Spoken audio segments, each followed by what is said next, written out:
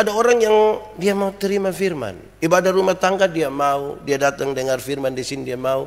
Tapi bersama-sama dalam persekutuan dia tidak mau. Saya ulang. Ibadah rumah tangga dia mau, datang dengar firman sini dia mau. Tapi bersama-sama dalam persekutuan dia tidak mau. Dia tidak ada urusan apapun dengan persekutuan dan pelayanan bersama-sama. Yang penting dia datang dengar firman.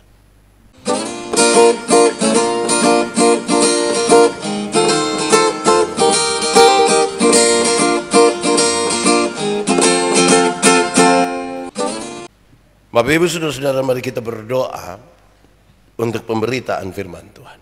Mari berdoa.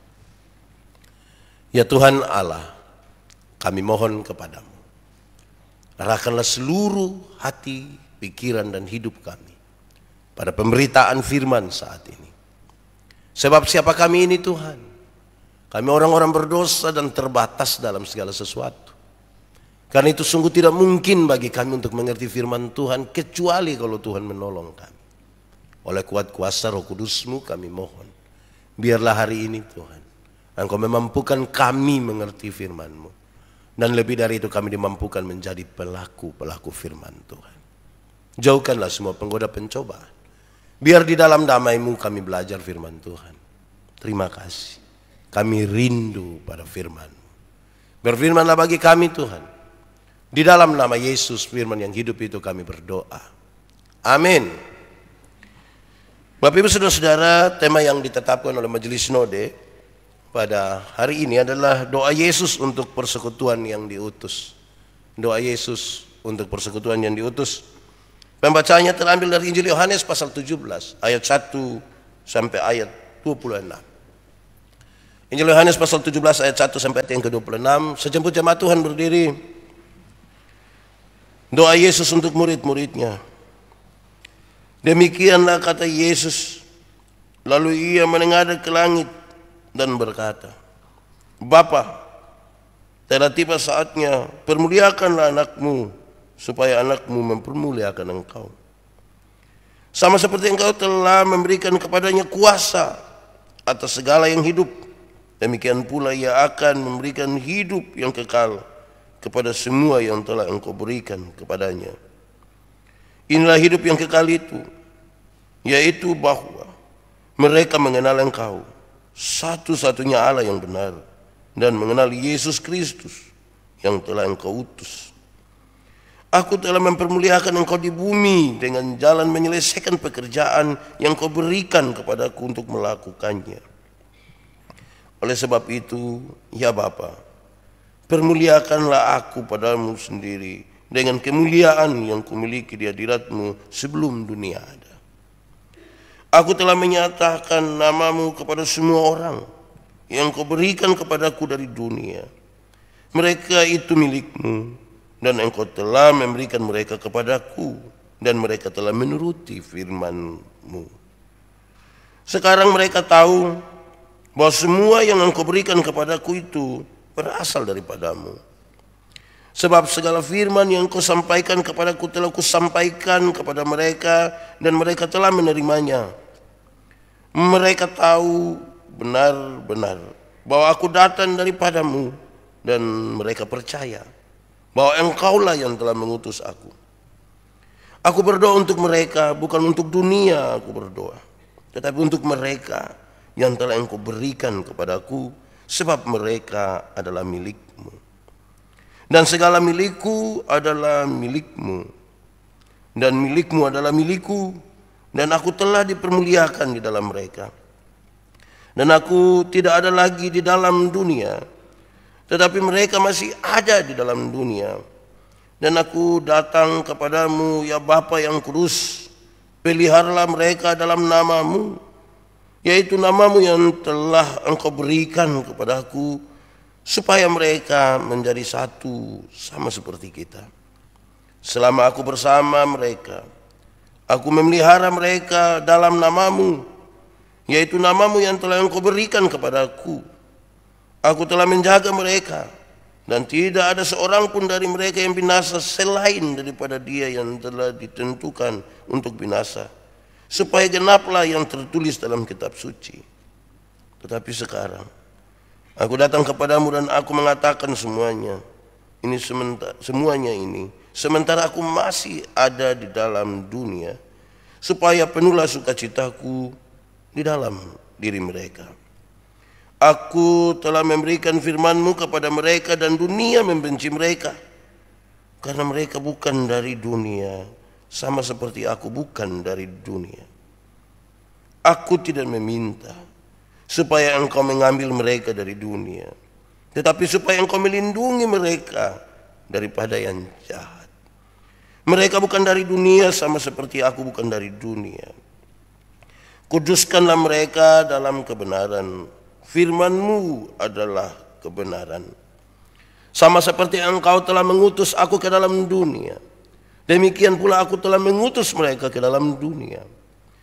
Dan aku menguduskan diriku bagi mereka, supaya mereka pun dikuduskan dalam kebenaran.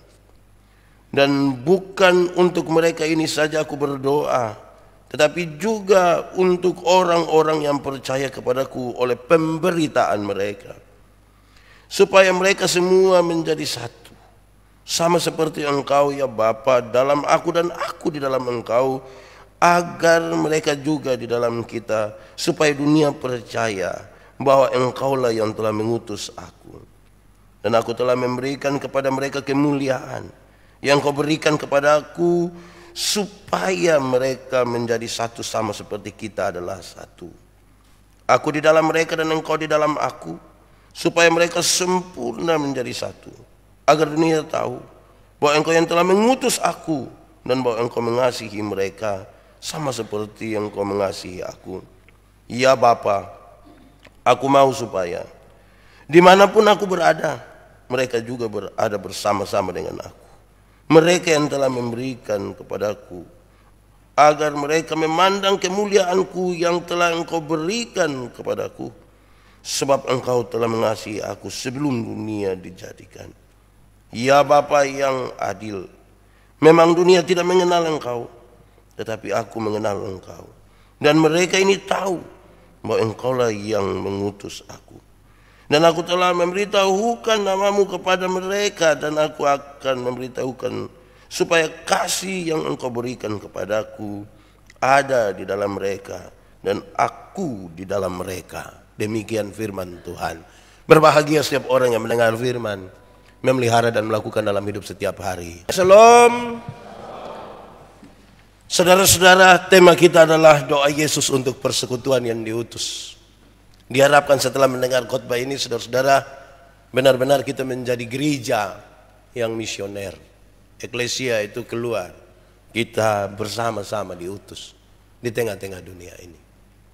Saya mulai khotbah ini dengan mengatakan saudara-saudara bahwa dalam pengalaman pelayanan itu ada orang yang dia mau terima firman. Ibadah rumah tangga dia mau, dia datang dengar firman di sini dia mau.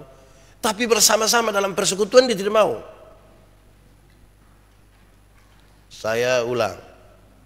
Ibadah rumah tangga dia mau, datang dengar firman sini dia mau. Tapi bersama-sama dalam persekutuan dia tidak mau. Dia tidak ada urusan apapun dengan persekutuan dan pelayanan bersama-sama. Yang penting dia datang dengar firman. Sepintas itu baik, saudara.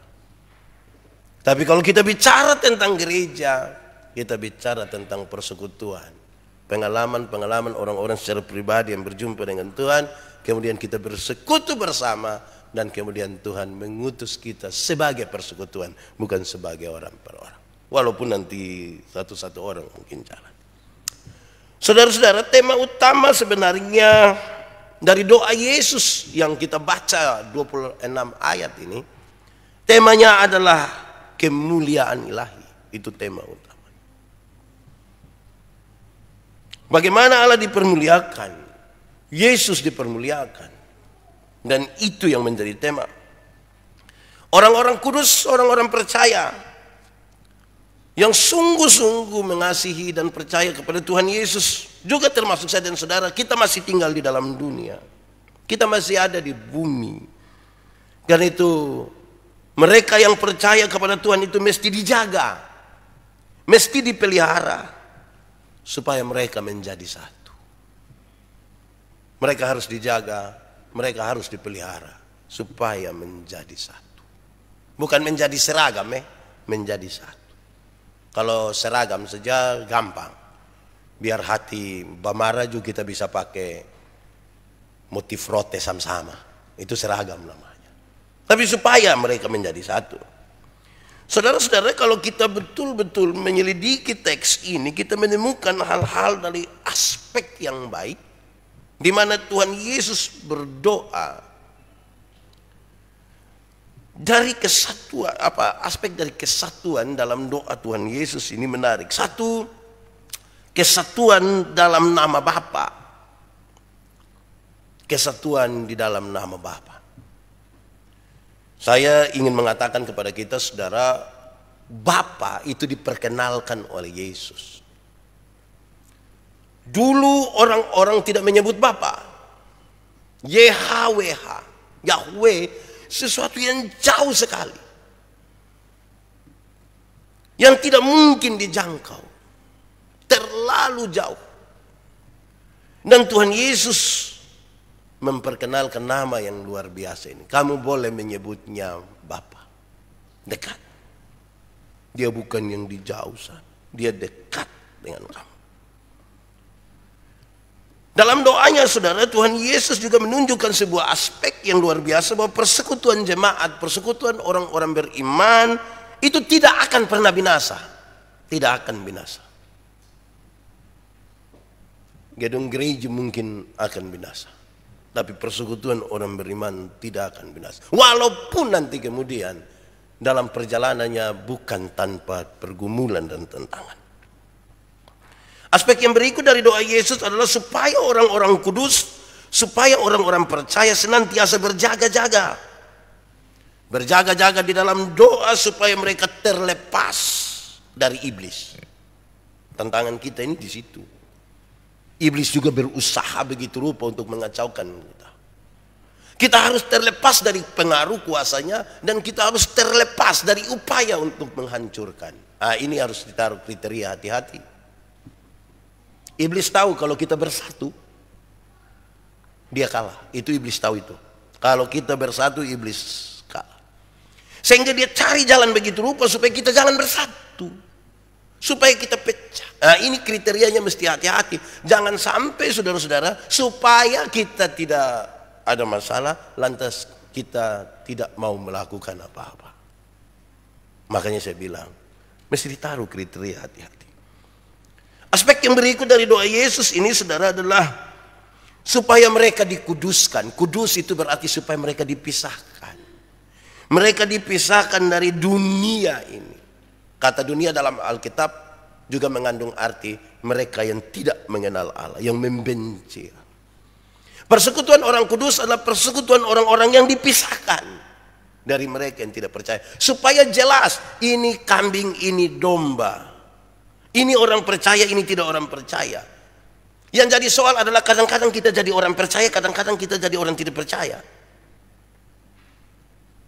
Ada orang yang diatur secara baik, dia mengatur secara baik waktunya, hari Minggu itu dia betul-betul jadi orang percaya.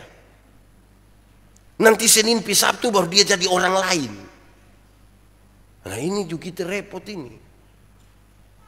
Karena itu, saudara-saudara, doa Yesus ini mengandung aspek yang luar biasa ini, supaya mereka dikuduskan. Tanda kesatuan dengan Tuhan itu tidak ada tanda lain, tidak ada syarat lain selain kudus. Dia kudus, kita kudus, baru bisa bersatu. Yang tidak menjaga kekudusan tidak bersatu dengan Tuhan Allah. Terang tidak dapat bersatu dengan yang gelap. Tanggalkanlah kasutmu, sebab tempat di mana engkau berdiri itu adalah kudus.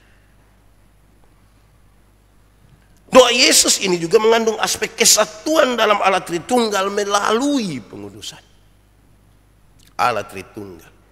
Saudara-saudara, Allah Tritunggal ini menjadi sebuah tema yang baik. Saya tidak lagi berkhotbah soal Trinitas, tapi saya ingin menyampaikan kepada kita bahwa Bapa, Putra, Roh Kudus adalah sesuatu yang sungguh-sungguh ada. Dan itu ada di dalam kekudusan.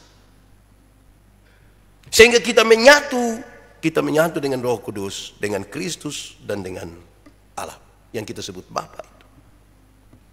Yang terakhir saudara, aspek dari kesatuan dalam doa Yesus itu adalah kesatuan dalam kemuliaan melalui penyangkalan diri. Kesatuan dalam kemuliaan melalui penyangkalan diri. Orang yang menyangkal diri itu dia mengatakan, maaf, bukan saya, tapi Tuhan. Hidupku bukannya aku lagi, tapi Yesus yang hidup dalam, bukan aku. Nah, untuk menyangkal diri ini yang repot, saudara. Saya berulang-ulang kali itu mengatakan begini, menyangkal diri. Barang siapa mau mengikut aku, dia harus menyangkal dirinya, memikul salibnya, dan mengikut aku. Ya, yang dua saya tidak omong. Menyangkal diri itu kan bilang, bukan saya. Nanti orang tanya, siapa yang bangun ini gedung ibadah ini? Siapa yang bangun? Bukan saya, tapi Tuhan. Nah, itu yang berat. Nanti kan kita semua bangun gedung ibadah ini. Jangan sampai 30 tahun kemudian orang tanya, Pak Pendeta Yandi, siapa yang bangun itu gedung Agape itu? Terus saya bilang, bukan saya. Coba kamu cek saja. Nah, kalau saya pakai kata cek, itu berarti cek saya pun nama yang itu hari. Wih, menyangkal diri ini susah. Ada orang susah, sakit-sakitan, dia datang kepada saudara, miskin sekali, saudara tolong dia. Singkat cerita, dia sukses, dia bawa kesaksian itu kemana-mana, dan orang-orang diberkati sekali dengan kesaksiannya. Berita itu sampai ke telinga saudara, saudara kira-kira akan bilang apa? Sebenarnya datang sini semua mati, Pak. Untung. Nah, itu untung itu yang kita pun diri mulai kita taruh di situ. Itu kita, memang menyangkal diri ini repot sekali. Saya ingat saudara-saudara, ada satu waktu kita ada bersama-sama ini, terus ada seseorang datang kepada saya, dia bilang, memang itu barang saya yang buat, Terus saya bilang, wah, ini orang yang buat ini barang ini memang dia terlalu betul. Saya bilang, lu kenal itu orang kok tidak? Tidak, itu orang memang terlalu. Itu orang tuh yang sementara berkata-kata dengan engkau. Wih, itu kerasa bangga sekali. Orang untung baik dia tidak lanjut itu kalimat. Dia bilang itu orang memang terlalu jelek di hasil. Untungnya dia bertahan di situ saja. Jadi ya menyangkal dia. Nah, saudara, lalu bagaimana penggenapan dari doa ini? Kan kita butuh bahwa doa Yesus ini terjawab. Banyak orang merasa bahwa doa Yesus itu tidak terjawab, sehingga banyak mengatakan bahwa di bagian ini jawaban tentang doa Yesus menunggu kita. Nah, apa memang begitu? Tidak juga, saudara. Saya mencatat bagi kita, saudara-saudara, bahwa penggenapan dari doa itu terjadi satu, ketika kebangkitannya. Kebangkitan Kristus itu membuat doa Yesus itu digenapi. Nanti sebentar saya akan menunjukkan kepada saudara bahwa apa yang ada di situ 1, 2, 3, 4, 5, 6 dan itu tergenapi di situ ketika kebangkitan Kristus. Kalau Kristus tidak bangkit, sia-sialah imanmu. Kedua, saudara-saudara, doa Yesus itu digenapi di dalam gereja Tuhan. Gereja itu harus dipahami sebagai orang-orang secara pribadi. Gereja bukan gedungnya, gereja adalah orang-orangnya yang kalau teks itu kita baca dengan teliti, serius. Kita adalah orang-orang yang tadi dikuduskan, dipisahkan. Kita betul-betul dimuliakan, dan itu yang sesungguhnya disebut sebagai gereja. Dan mereka yang bergereja, yang dikuduskan itu telah menjadi satu. Ketiga, doa Yesus itu digenapkan di Yerusalem baru. Saudara dan saudara yakin masuk surga atau tidak? Harusnya semua orang yang mengaku dia masuk surga bersama-sama dengan Kristus, mereka menjadi satu. Nanti sebentar kita bisa berefleksi tentang tantangan-tantangan kesatuan gereja. Tapi idealnya kita mesti percaya, saudara, bahwa kita menjadi satu karena kita orang-orang percaya yang menikmati surga bersama-sama dengan Kristus. Saya suka bertanya, surga lebih baik dari dunia atau dunia lebih baik dari surga? Surga lebih baik atau dunia lebih baik? Surga. Aman toh? Kalau surga lebih baik, siapa mau pergi ke surga sekarang? Saudara juga agak ragu-ragu Ya. Ya Pak Pendeta, belum waktu Tuhan. Ya, saya belum pergi ke surga yang lebih baik dari dunia itu karena belum waktunya. Tapi tanda-tanda kerajaan surga itu saya alami di sini dalam kesatuan sebagai orang-orang yang nanti akan menikmati surga yang lebih baik. Tanda-tanda kerajaan surga itu berkaitan dengan pemerintahan Allah berlaku di dalam diri kita, dan saya kira banyak orang pemerintahan Allah berlaku dalam hidupnya. Saudara, lebih dalam sekarang saya ajak kita untuk melihat inti dari kesatuan itu ya Allah. Kita bicara tentang kesatuan, semua orang bicara tentang kesatuan. Lalu apa inti dari kesatuan itu? Saudara bisa cek betul-betul kesatuan kita kalau kita bersatu dalam nama Bapa. Ada banyak gereja terlalu mengandalkan banyak hal dan tidak mengandalkan Bapa. Ada banyak orang tidak mau bersatu karena firman. Masing-masing mempertahankan doktrin-doktrinnya. Dan kita sama-sama nama gereja tapi kita tidak bersatu karena kita tidak pakai nama ini. Nanti saya jelaskan kenapa nama Bapa. Yang kedua, inti dari kesatuan gereja adalah firman Allah. Firman. Kita bersatu di dalam firman. Kesatuan kita adalah firman. Firman itu saudara, firman itu adalah sesuatu yang memang harus menurut apa yang Tuhan mau. Oke, yang ada saudara-saudara kita coba cepat-cepat, barang 1 menit atau 2 menit cepat-cepat saja. Coba, yang bawa pena dengan kertas, ada kok? Jemaat ada yang bawa ballpoint 1 dan kertas ada kok? Ada. Coba ikuti yang saya maksudkan di sini, tolong gambar. Oh, di depan ada Pak Meki, ada Ibu Ellen, tolong saja, iya Adik Putri, tolong. Oke, coba mulai sekarang. Saya bilang sesuatu dan saudara lakukan. 1, tolong gambar kepala. Sudah? Tolong gambar mata. Evi cepat. Sudah? Coba gambar hidung. Sudah? Coba gambar mulut. Sudah? Coba gambar badan. Sudah? Coba gambar telinga. Coba gambar kaki. Coba gambar tangan. Sudah? Coba gambar ekor. Ekor. Sudah gambar? Sudah kan? Oke, cukup di situ, tidak usah lanjutkan. Itu kira-kira perintahnya. Coba sekarang, Pak Miki boleh angkat, Ibu Ellen coba angkat itu. Tidak, kami tidak lihat dia punya jelek lah. Kami lihat pesan yang sampai. Oke, izin. Saudara lihat ini, Ibu Ellen. Oh, parah. Evi, sudah gambar itu. Oke, boleh datang sini. Mari. Saya ingin menunjukkan supaya kalau firman itu harus benar seperti apa yang Tuhan maksud. Terima kasih. Saudara lihat, dari sebuah perintah yang sama, orang bisa menggambar 2 hal yang berbeda.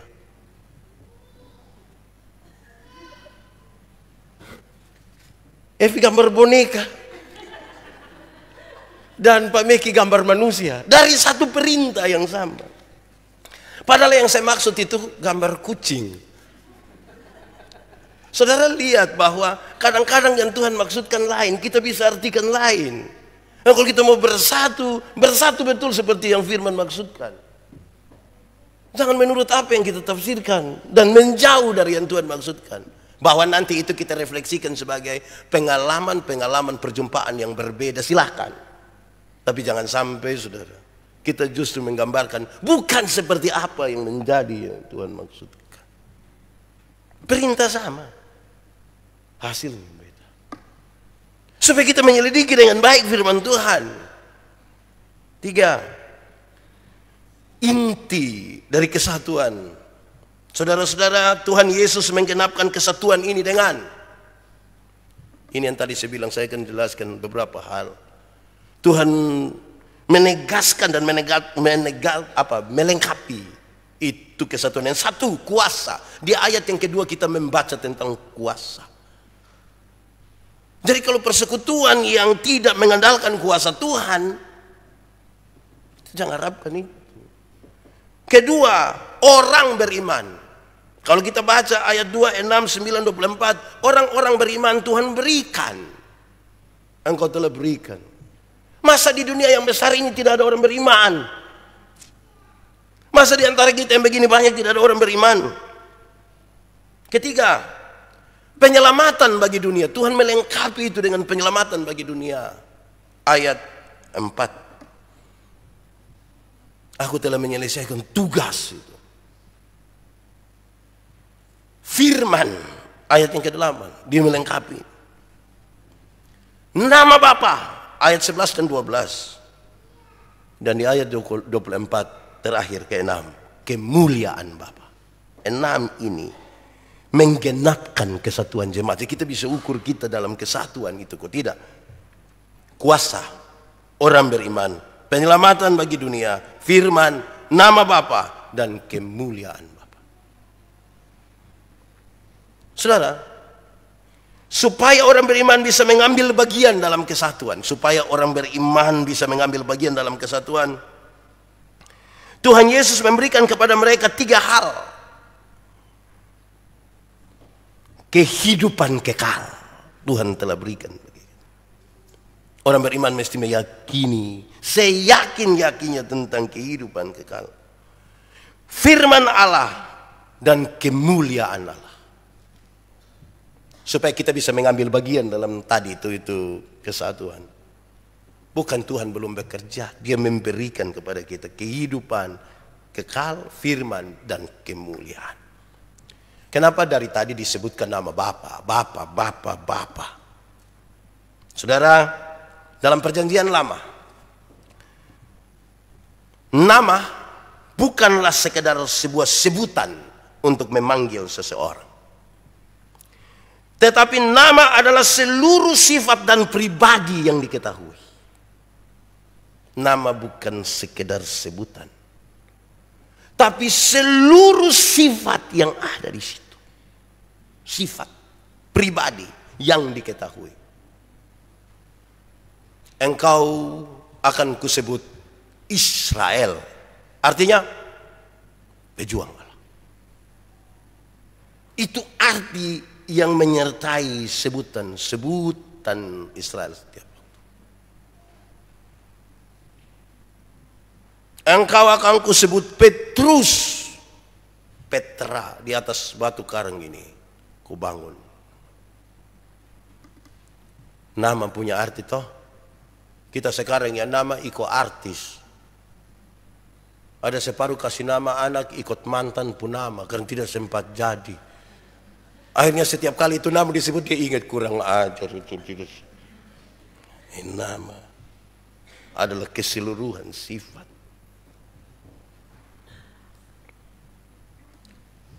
Catatan yang berikut saudara adalah cara untuk memuliakan Allah adalah mematuhi perintahnya. Cara untuk memuliakan Allah adalah mengikuti saja perintah Tuhan.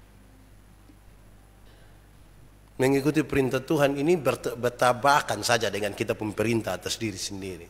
Ya, kita mau merendahkan diri untuk itu, tidak. Itu saja sudah cukup. Saudara-saudara, di bagian terakhir menjawab tema kita adalah gereja atau persekutuan yang diutus. Saya mencatat ini ada berapa ini. Tapi saya cepat-cepat saya. Saudara tenang-tenang sah. 1. Supaya mereka beroleh kemenangan atas diri dan dunia. Persekutuan yang diutus harus persekutuan yang sudah menang atas dirinya dan menang atas dunia. Dunia itu tadi saya bilang, dunia berkaitan dengan segala sesuatu yang tidak berkenan kepada Allah. Persekutuan yang diutus sudah menang atas dirinya. Jadi dia tidak mencari panggung, tidak mencari nama, tidak mencari kepentingan sendiri, tidak menguntungkan kepentingan diri dan kelompok. Kita mesti selesai persekutuan yang diutus adalah mereka yang telah menang atas dirinya dan atas dunia. Tuhan berdoa untuk itu. Kedua, persekutuan yang diutus adalah persekutuan yang bersatu. Yang bersatu tidak berarti yang seragam. Bersatu itu berbeda, tapi mengelola. Saudara bayangkan, bersatu itu bukan berarti terikat. Bersatu bukan berarti terikat. Bayangkan kalau kita ambil kucing punya ekor, anjing punya ekor baru ikat. Menurut saudara aman? Aman. Karena hanya ekor anjing dong sudah tidak ada lagi. Kalau kucing dengan anjing kita ikat sama-sama itu bertengkar, berkelahi tidak pakai berhenti. Jadi bersatu bukan karena terikat. Oi Pak, saya ini dari kecil saya sudah agape Pak. Bagaimana saya kalau pergi gereja lain tidak bisa jadi mau ke mana pun saya harus gereja di agape. Oh itu terikat. Kesatuan bukan seragam. Satu bilang do, semua bilang do. Tidak bisa hanya do. Karena ada sol, mi. Do, mi, sol, do. Bagus toh. Saya ingat dulu saya punya teman itu dia pimpin lagu kami tidak jadi menyanyi. Gara-gara dulu itu kan kami kalau menyanyi Indonesia Raya itu kan terus menyanyi dia pembagian terakhir. Hiduplah Indonesia Raya. Tapi saya punya teman tidak bilang hiduplah Indonesia. Dia bilang Indonesia Raya. Kami tidak jadi menyanyi lagi itu. Kami stop sudah di situ. Dulu itu kalau orang dari Dirhen itu jadi Dirhen itu kan dia menyanyi dulu kata pertama toh mengheningkan cipta dengan seluruh kan dia harus angkat ton itu dia menyanyi dulu dia. Dengan sol, dengan sol. Kami tidak jadi menyanyi lagi. Jadi untuk sebuah akord apa itu keserasian tuh kita bukan sama. Bukan sama. Saya baca satu tulisan, saya dengar satu itu pramugari dong saja yang sebut itu bahasa yang sama saja. Dong sebut beda-beda nada. Padahal hanya untuk terima kasih tan. Dong hanya terima kasih toh. Kita begini banyak turun dari pesawat deh. Terima kasih, terima kasih, terima kasih, terima kasih. Bayangkan kalau dia terima kasih, terima kasih. Jadi tidak. Jadi bukan seragam. Pengelolaan. Kesatuan bukan seragam Tapi mengelola ini beda ini karena tadi pengalaman dapat perintah, pengalaman kita beda dengan Tuhan, ada yang gambar bebe, ada yang gambar boneka, tapi ya kita mau mengelola itu perbedaan. Berikut ketiga. Persekutuan yang diutus adalah persekutuan yang aman, sudah bebas dari ketakutan terhadap iblis. Kalau bebas dari ketakutan terhadap iblis itu persekutuan sehat itu. Karena ada banyak orang tiap hari melayani Tuhan, tiap hari omong Tuhan, tapi semua itu pasti iblis yang kerja. Kalau dia sakit sedikit, ini pasti orang suanggi, ini orang suanggi. Hai, orang itu suanggi juga dilihat-lihat orang juga. Bukan asal suanggi. Kita susah sengsara ini bersama-sama bersuanggi ini untuk apa? Cari siapa kok yang kaya kok dia. Dia perut sakit sedikit dia mulai ini aduh Pak Pendeta ini mungkin kemarin beta ada makan di sebelah. Wih itu rumah itu nenek tua Pak. Dari dulu Pak. Kita pelayanan di Amnuban sana di Nela Petu kah di mana begitu dapat lihat pohon besar satu dia Pak lihat, wih tak goyang Pak. Iya musim angin memang dia tak goyang. Jadi kita mesti bebas dari intervensi setan. Kalau semua setan habis nih, lama-lama saudara lihat saya pikir saudara saya setan ini. Kita yang mau diutus keluar tuh bebas dari intervensi setan. Harus bebas. Kita punya tubuh ini milik Tuhan. Tidak akan ada sesuatu yang menghancurkan kita lebih dari kuasa Tuhan. Kalau Tuhan izinkan sakit, yes, kata tubuh manusia ini kalau dipakai-pakai ya haus juga, akan sakit juga. Malam-malam tidak tidur, dia hanya WA sampai jam 2:30 pagi, ini tidak sakit. Bersaudara mau bilang dalam nama Yesus sembuh, tidak, tidur, makan, minum vitamin, minum. Keempat, persekutuan yang diutus adalah persekutuan yang dikuduskan. Bukan saja sudah aman dari setan, tapi harus dikuduskan. Ingat tuh, ini kudus. Ini pekerjaan kudus. Kenapa ini? Singers dong, ini mesti latihan. Bukan saja supaya mereka pahami lagu dan baik, supaya mereka persiapan. Kami yang khotbah juga persiapan. Persiapan diri sebagai seluruhan. Bukan karena kehebatan. Semua orang bisa main musik, tapi belum tentu dia menyembah. Semua bisa menyanyi, tapi belum tentu dalam penyembahan kudus. Itu penting itu, saudara. Supaya betul-betul kita siap, kita punya hati ini jadi sarung kita dikuduskan. Tuhan mau alirkan ini kuasa yang besar, berkat yang besar pada jemaat. Kitalah saluran, selang itu kan. Selang itu harus dipastikan jangan bocor-bocor, jangan tersumbat, supaya berkat yang Tuhan mau kasih. Kelima, persekutuan kita yang diutus adalah persekutuan yang sudah menerima salib, kepatuhan, dan relasi dengan Allah. Itu peristiwa yang Tuhan Yesus kerjakan. Salib, taat sampai mati, dan kemudian relasi kita dengan Tuhan terhubung. Saya geser pada persekutuan. Persekutuan selalu akan ada tantangan, saudara. Tidak ada sebuah persekutuan yang diutus tanpa tantangan. Salib. Salib itu penderitaan. Tidak ada persekutuan yang diutus tanpa penderitaan. Berulang-ulang kali saya sampaikan pada saudara, penderitaan, salib itu identik dengan penderitaan, tapi tidak semua penderitaan itu adalah salib. Salib identik dengan penderitaan, tapi tidak semua penderitaan itu salib. Petrus bilang, kalau kamu dianiaya dan dinista karena namaku,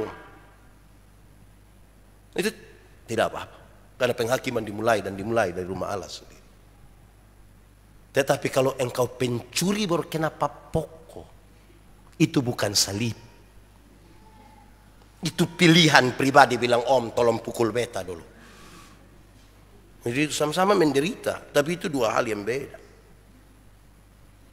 Kepatuhan, taat.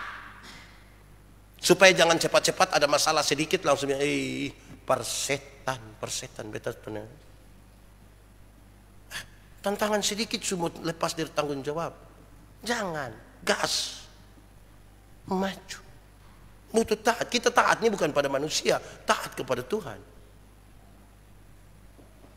Ketiga, berkaitan dengan relasi dengan Allah. Siapa persekutuan yang diutus, pastikan relasi dengan Tuhan itu aman. Relasi di antara sesama persekutuan itu aman. Yang kita sama-sama mau diutus. Bayangkan kalau kita pergi 10 orang, kita masih bertengkar soal pakaian seragam. Hari pertama merah kok coklat. Sudah merah dan coklat, coklat di atas, merah di bawah. Satu bilang jangan, yang bunga-bunga kotak-kotak dan garis-garis. Hai, kita yang mau pergi ini kita butuh untuk atur yang baik. Terakhir, saudara-saudara, persekutuan itu diutus oleh gereja. Karena Kristus kepala gereja, dia memanggil kita, pergilah, pergilah. Saudara-saudara, oleh gereja itu kita melayani, kita diutus. Dalam tradisi gereja harus utama kayak kami ini, waktu ditabiskan jadi pendeta, dikasih pakai stola, di sorong Alkitab, dikasih apa, pergilah. Woi, saya ingat satu kisah kecil ini. Berapa minggu lalu, 2 minggu lalu, 3 minggu lalu saya di Toraja, bukan di Toraja, di Makassar untuk satu persekutuan gereja Toraja, satu klasis di Makassar Tengah. Kebiasaan mereka, siapa yang akan memimpin ibadah, itu nanti majelis pendamping itu, dia doa habis, misalnya tadi Pak Abi yang dampingi, doa habis, baru dia kasih pakai stola. Itu tidak pakai sendiri, dia kasih pakai stola. Nanti sehabis ibadah, Baru dia doa lagi, baru dia buka ini stola. Yang pertama aman. Yang kedua waktu kami habis ini saya lupa. Jadi pas kami doa habis, dia menghadap saya begini, kok mau ambil stola. Pak Yandi pikir dia mau cium Pak Yandi. Jadi pas dia begini, Pak Yandi tangan di pinggang. Aduh. Baru dia bukan Pak, saya mau ambil stola. Memang menyesuaikan diri dengan hal-hal begini nih juga penting. Kita kemana mesti botong cek dulu. Wih, bab tua begini beta perlu, saudara. Wih, saya juga hancur itu, saudara. Jadi saudara-saudara, biasanya kalau kita di sini datang seorang Alkitab, itu berarti kepada kamu silahkan, oleh gerejanya silahkan engkau memberitakan. Kasih kembali juga, terima kasih. Jadi saya berdiri di sini atas nama Tuhan, atas nama gereja untuk menyampaikan. Habis itu, ya saya sedih juga. Tuhan memberkati kita. Mari kita tunduk kepala di hadapan Tuhan. Kita ambil waktu sejenak. Mari berdoa. Tuhan Yesus, terima kasih firman-Mu bagi kami, biar kami berefleksi tentang hidup kami, tentang diri kami. Dalam persekutuan kami, biarlah kemuliaan-Mu itu nyata. Tolonglah kami karena rahmat-Mu yang besar. Firman-Mu menjadi pelita bagi kaki kami, terang bagi jalan kami. Amin. Untuk pengakuan iman.